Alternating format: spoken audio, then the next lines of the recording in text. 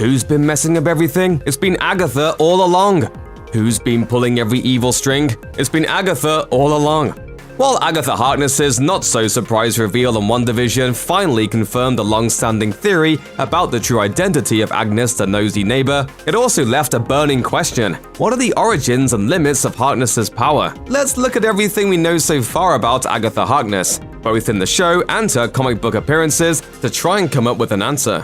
Who are you? Who are you? In Marvel Comics proper, Agatha Harkness is an old woman. An old woman. She's got memories stretching back 500 years before Atlantis sank, which Marvel's in-universe historians place around 10,500 BC. Basically, Harkness predates every known human civilization, and she's outlasted all of them. You know what they say, with age comes wisdom. And since wisdom is power for the magically inclined, essentially Harkness is powerful because of her age. But that's only part of the equation.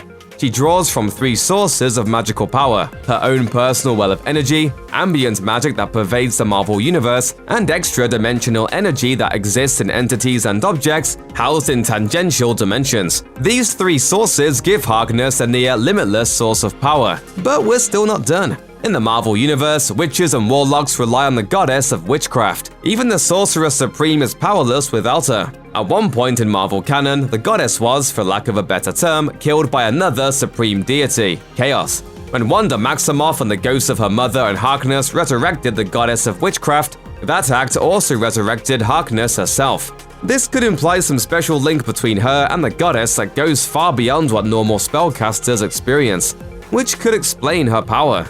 But there's an important point to consider about the Marvel Comics version of Agatha Harkness. In the source material, she's not inherently evil. She's not even really a villain. And I killed Sparky too.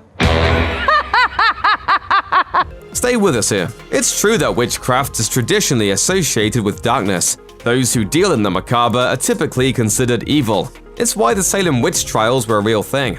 But Marvel Comics makes it clear Harkness is anything but a baddie. As Stephanie Williams wrote in a rundown of Agatha Harkness for Marvel, Agatha Harkness may be a lot of things, but inherently evil is not one of them. Sure, she does things that may make you raise an eyebrow, or at first glance project villainous energy, but upon taking an in-depth look, it's not that black and white.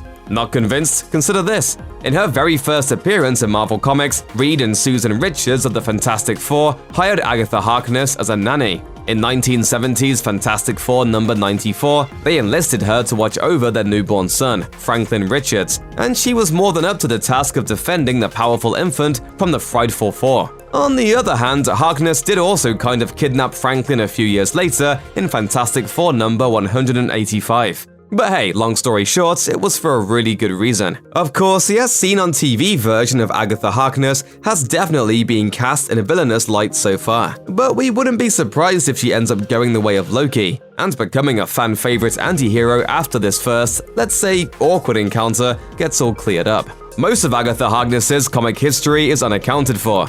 There's a huge gap between 10,500 BC and the 1600s after all, but it's implied that she's always been powerful.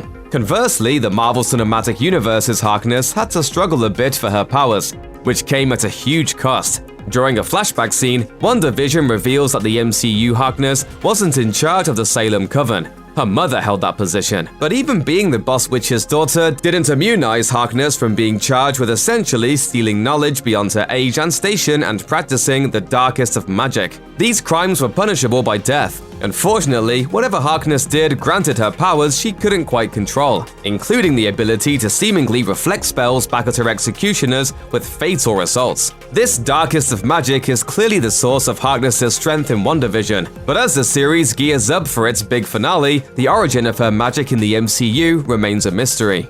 Wow, that's something special, baby. Check out one of our newest videos right here. Plus, even more Looper videos about your favorite movies and TV shows are coming soon. Subscribe to our YouTube channel and hit the bell so you don't miss a single one.